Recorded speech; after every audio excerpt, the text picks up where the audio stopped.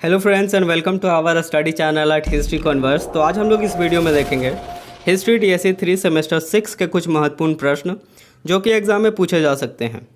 Question number 7 है, Lord Liton के शासन का मूल्यांकन कीजिए और लॉर्ड लिटन के प्रशासन का विश्लेषण करें। क्वेश्चंस पूछने का तरीका अलग अलग हो सकता है।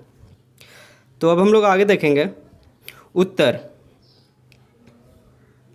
लॉर्ड लिटन, जिनका पूरा नाम एडवर्ड रॉबर्ट बुल्वर लिटन था, जिनका जन्म 8 नवंबर 1831 को हुआ था, एक प्रसिद्ध साहित्यिक परिवार से ताल्लुक़ रखने वाले ब्रिटिश राजनेता, कवि और नाटककार थे। उन्होंने 1876 से 1880 तक भारत के वाइसराय के रूप में कार्य किया, वर्नाकुलर प्रेस एक्ट जैसी विवादास्पद नीतियों की देखरेख की और 1876 से 78 के अकाल से निपटने के लिए आलोचना का सामना किया। भारत में अपने कार्यकाल से पहले उन्होंने राजनयिक भूमिका निभाई, यानी डिप्लोमेटिक रोल प्ले किया और संसद में सेवा की। लिटन के साहित्यिक योगदान में कविताएं और ऐतिहासिक नाटक शामिल थे, जो साहित्य और राजनीति में उनकी दोहरी रुचि को दर्शाते हैं। बाद में उन्होंने फ्रांस और ऑटोमन साम्राज्य में राजदूत के रूप में कार्य किया। 24 नवंबर 1891 को उनकी मृत्यु हो गई और वे एक जटिल विरासत छोड़ गए। थोड़ा समझते हैं। 1876 से 1880 तक भारत के वाइसराय लॉर्ड लिटन थे। उनका पूरा नाम एडवर्ड रॉबर्ट बुल्वर लिटन था और उन्होंने इस दौरान काफ़ी प्रमुख घटनाएं देखी, जैसे कि 1878 का वर्नाकुलर प्रेस एक्ट, 1877 का दिल्ली दरबार और 1876 से 78 का अकाल, जिसमें लाखों लोग मारे गए थे। आगे देखेंगे। उनके प्रशासन के कुछ प्रमुख पहलू इस प्रकार हैं। प्लीज़ ध्यान दीजिएगा, इस क्वेश्चन के सारे हेडिंग्स बहुत ही ईजी और बहुत ही इंपॉर्टेंट है। पहला है 1876 से 78 का अकाल, जिसे द ग्रेट फैमिन भी कहा जाता है। 1876 से 78 के अकाल ने दक्षिणी और पश्चिमी भारत, विशेष रूप से मद्रास, बॉम्बे और हैदराबाद को तबाह कर दिया। अल नीनो घटना से बड़े भयंकर सूखे के कारण बड़े पैमाने पर फसलें बर्बाद हो गईं। डॉक्टर आरसी दत्त के अनुसार इसने लगभग 25 लाख एकड़ भूमि को प्रभावित किया। इस अकाल के कारण भूखमरी और बीमारी के कारण 50 लाख से अधिक लोगों की मृत्यु हो गई। लॉर्ड लिटन के प्रशासन को अपर्याप्त प्रतिक्रिया के लिए कड़ी आलोचना का सामना करना पड़ा, जिसमें न्यूनतम राहत प्रयास और निरंतर अनाज निर्यात शामिल थे। इस अकाल ने ब्रिटिश औपनिवेशिक नीतियों की विफलताओं को उजागर किया और भारतीय जनता के बीच बढ़ते असंतोष में योगदान दिया। शॉर्ट में समझेंगे। वाइसराय बनने के बाद 1876 से 78 में भारत के वेस्ट और सदर्न साइड में बहुत बड़ा अकाल आया, जहां 25 लाख एकड़ भूमि बंजर हो गई और 50 लाख से ज़्यादा लोग मारे गए। इस घटना के कारण लॉर्ड लिटन की आलोचना आज भी होती है। नेक्स्ट देखेंगे। दूसरा एंग्लो अफगान युद्ध 1878 से 1880।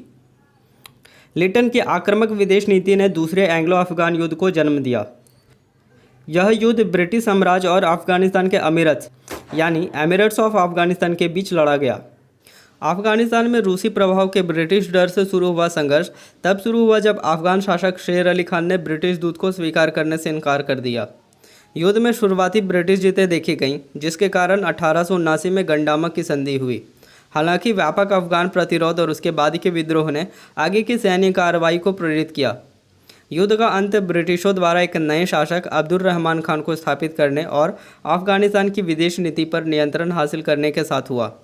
इस संघर्ष ने ब्रिटेन और रूस के बीच ग्रेट गेम के रूप में जाने जाने वाले भू राजनीतिक संघर्ष को उजागर किया, यानी सेकेंड एंग्लो अफगान वॉर 1878 से 80 AD में हुआ, जहां ब्रिटिशर्स ने शासक शेर अली खान को रिप्लेस करके अब्दुल रहमान खान को शासक बना दिया, जिसके कारण 1879 में गंडामक की संधि हुई। फिर ब्रिटेन और रूस के बीच द ग्रेट गेम का जियोपॉलिटिकल यानी भू राजनीतिक संघर्ष हुआ। तीसरा हेडिंग है 1878 का दिल्ली दरबार। ये भी बहुत ज़्यादा इंपॉर्टेंट है। रानी विक्टोरिया को भारत की महारानी घोषित करने के लिए लिटन ने 1877 में भव्य दिल्ली दरबार का आयोजन किया। इस आयोजन की आलोचना इसकी भव्यता और खर्च के लिए की गई, खासकर उस समय जब देश अकाल से जूझ रहा था। इस भव्य समारोह और भारतीय जनता की व्यापक पीड़ा के बीच के अंतर ने काफ़ी आलोचना की। नेक्स्ट हेडिंग है 1878 का वर्नाकुलर प्रेस एक्ट।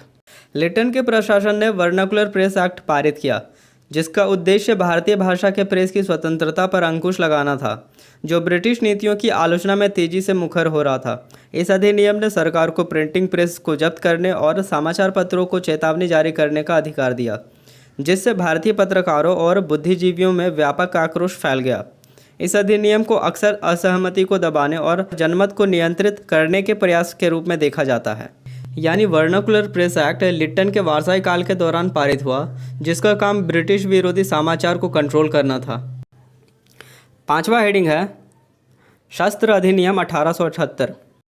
1878 का शस्त्र अधिनियम आर्म्स एक्ट ऑफ 1878 ब्रिटिश सरकार द्वारा भारत में लागू किया गया एक कठोर कानून था, जिसका उद्देश्य भारतीयों को हथियार रखने और इस्तेमाल करने से रोकना था।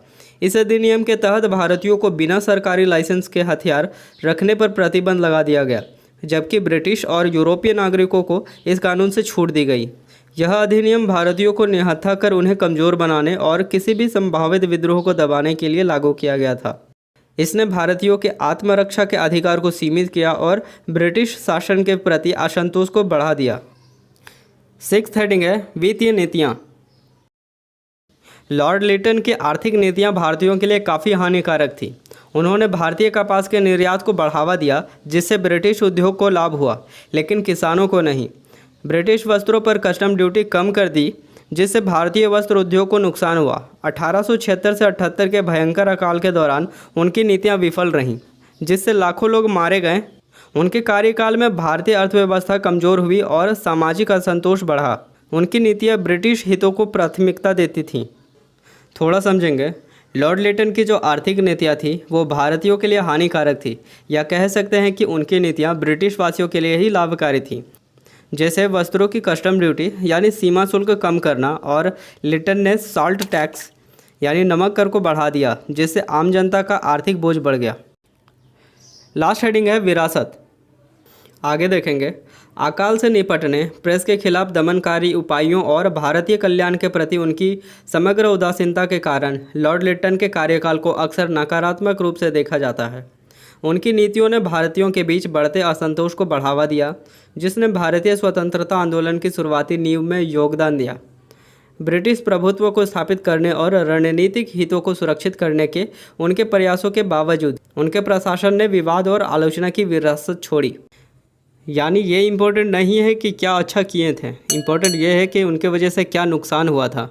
खैर, आई होप आपको वीडियो ठीक ठाक लगा हो।